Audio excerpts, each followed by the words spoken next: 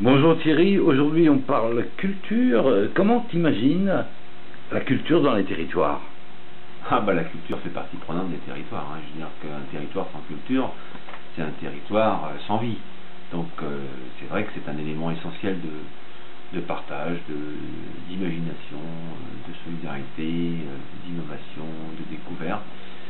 Moi je crois beaucoup à cette dimension-là, et je m'aperçois par exemple au niveau du pays de Guingamp que tout le travail que l'on réalise aujourd'hui autour de la création d'un pays d'art et d'histoire fédère énormément. Fédère bien évidemment les associations locales, les associations intercommunales, mais aussi plein d'hommes et de femmes du pays de Guingamp autour du patrimoine bâti, patrimoine architectural, patrimoine linguistique. Toutes ces questions aujourd'hui sont majeures, et un peu à la recherche de ces racines, le pays de Guingamp se construit. Donc c'est vrai que cette dimension est essentielle. Bon, je m'aperçois aussi qu'au niveau de la communauté de communes, qu'il y a un certain nombre de compétences obligatoires, qu'on connaît tous, le développement économique, tout ça, mais c'est bien le développement culturel qui permet de mieux prendre en compte pour demain la nécessité d'être solidaire, de faire ensemble, de partager. Et moi je m'aperçois que l'école de musique, l'école d'art plastique, que le théâtre, que la danse, que les expositions, que le lieu même de Blanchardot, qui demain, dans un réseau de salles, pourrait être conforté par la salle de Ploie, le centre culturel de Pommery-le-Vicomte, le Bathyscaphe, qui est un lieu privé associatif à Pommery-le-Vicomte. Tous ces lieux-là peuvent fédérer un vrai projet culturel pour le territoire.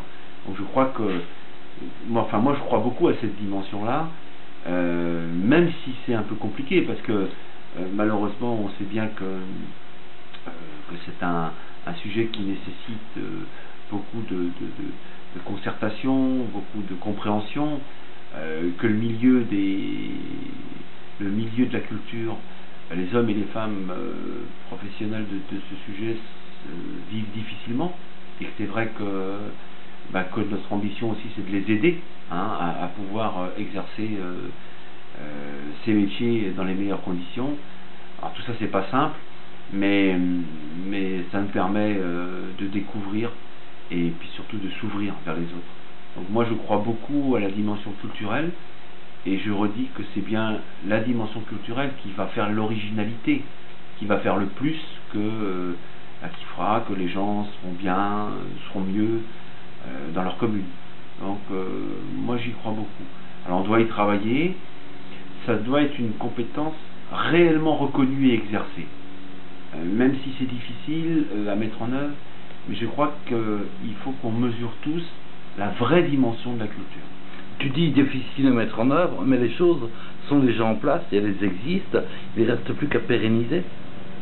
Oui, c'est vrai qu'on a pris un certain nombre d'initiatives qui sont d'ailleurs reconnues, et il suffit de voir les fréquentations dans les différentes écoles, que ce soit de musique, école de danse ou autre, pour se rendre compte qu'il y a une vraie demande. On se rend compte que l'accès à la culture aussi dans les écoles, ou permettre à des artistes de rentrer dans les écoles pour exposer ce qu'ils font, pour dire comment ils travaillent, c'est aussi permettre au plus grand nombre d'avoir accès à la culture, parce que la culture ne doit pas non plus être un domaine réservé à ceux qui savent. C'est-à-dire que le rôle d'une communauté de communes, le rôle d'une collectivité publique aussi, c'est de favoriser l'accès pour tous. Alors maintenant ensuite les gens ils font pas, mais notre rôle, moi je considère que mon rôle d'élu local, c'est de permettre au plus grand nombre d'avoir accès au plus grand nombre de disciplines culturelles. Et je crois qu'il y a beaucoup à faire, il y a un vrai gisement d'emploi, il y a un vrai gisement de reconnaissance sociale, mais il y a un vrai sujet à partager.